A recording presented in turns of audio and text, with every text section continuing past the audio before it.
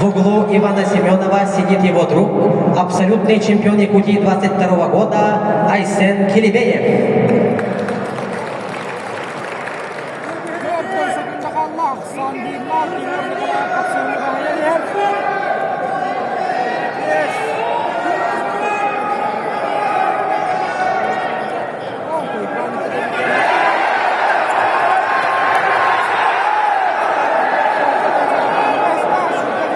Кроме того, Тимур Николаев и Иван Семенов работают в одной специализированной пожарно-поисково-спасательной части Главного управления МЧС России по Республике Саха-Якутия.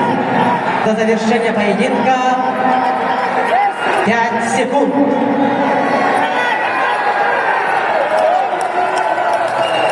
Победу со счетом 1-0 одержал Тимур Николаев, капитан сборной команды республики по борьбе Капсагай.